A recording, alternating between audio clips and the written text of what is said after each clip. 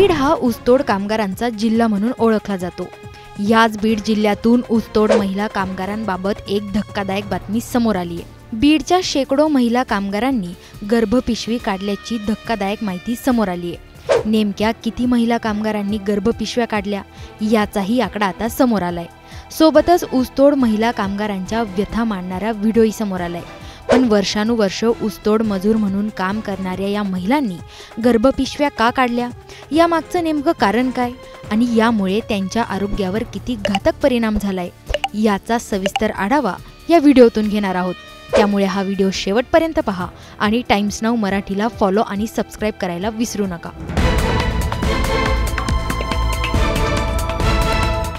दिवाळी दरम्यान बीड जिल्ह्यातील ऊसतोड कामगार ऊस तोडणीसाठी स्थलांतर करतात। का तर पोटाची खळगी भरण्यासाठी। महाराष्ट्रासह इतर राज्यातही ते जात असतात। यात अनेक अल्पवयीन मुलींचे लग्न करून त्यांनाही ऊस तोडणीला पाठवलं जातं असं मीडिया रिपोर्ट सांगतात।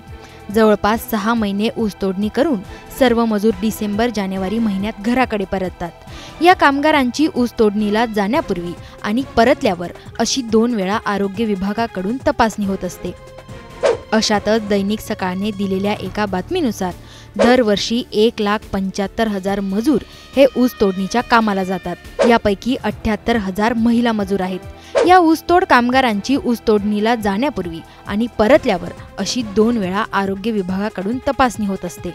या दरम्यान आरोग्य विभागाकडून ऊस तोडणी करणाऱ्या कामगारांचा अहवाल आता तयार करण्यात आलाय, ज्यात ऊस तोडणी करणाऱ्या महिला कामगारांविषयी माहिती समोर आली आहे। या तपासणीच्या अहवालातून तब्बल 843 महिलांनी गर्भपिशव्या काढल्याचा धक्कादायक प्रकार समोर आलाय, ज्यात 30 ते 35 वयोगटातील महिलांचा समावेश असल्याचं बोललं जातंय। या वयोगटातील 477 महिलांची शस्त्रक्रिया झाली आहे असंही सांगण्यात येतंय, तर चक्क 1523 महिला या गरोदर असतानाही ऊसाच्या फडात काम करत असल्याचं उघड झालंय। या कामगारांविषयी सरकारला काही चिंता आहे की नाही असे प्रश्न विचारले जात आहे। अशातच ऊसतोड कामगार महिला नेत्या मनीषा तोकले यांनी कामगारांविषयी चिंता व्यक्त करत अनेक प्रश्न उपस्थित केले आहेत।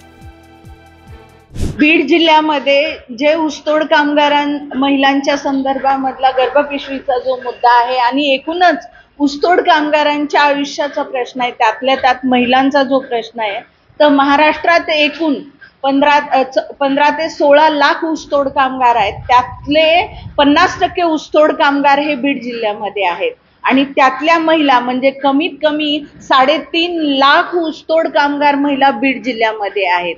आणि 2019ला जो गर्भपिशवीचा मुद्दा होता तो 1 लाखभर महिलांचा ऊसतोड कामगार महिलांचा गर्भपिशवी काढल्याचा आकडा सरकारने बाहेर आणला होता। 13,500 महिलांपेक्षा जास्त कमी वयातल्या गर्भपिशवी काढलेल्या महिलांचा आकडा हा सरकारचाच होता।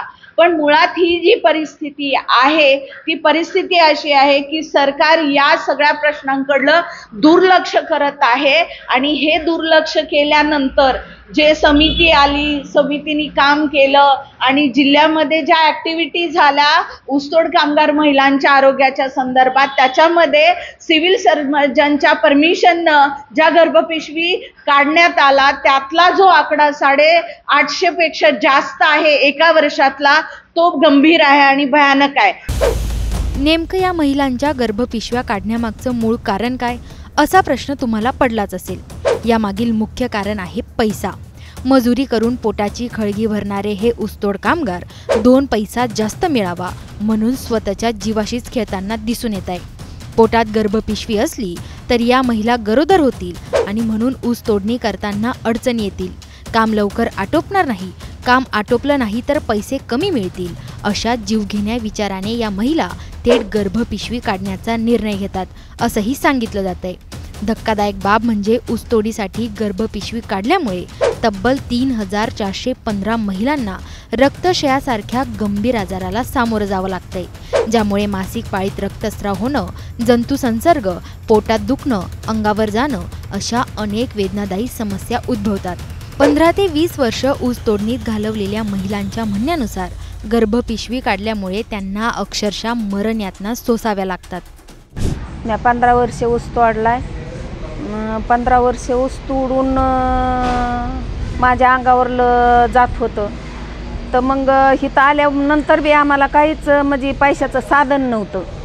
तर मग मुकादमाशिवाय आम्हाला पर्याय नव्हता. मग मुकादमाकून काही सावकाराकून काही घेऊन दवाखान्यात गेलो. तर दवाखान्यात 2-3 बाऱ्या गेलो. तर डॉक्टरने आम्हाला अशी भीती घातली की तुम्हाला कॅन्सर होईल, तुम्ही आधी पिशवी काढली तर बरं नाही तर बाई पण वायाला जाईन आणि कॅन्सरचा आजार होईल. मग आज करावा लागन.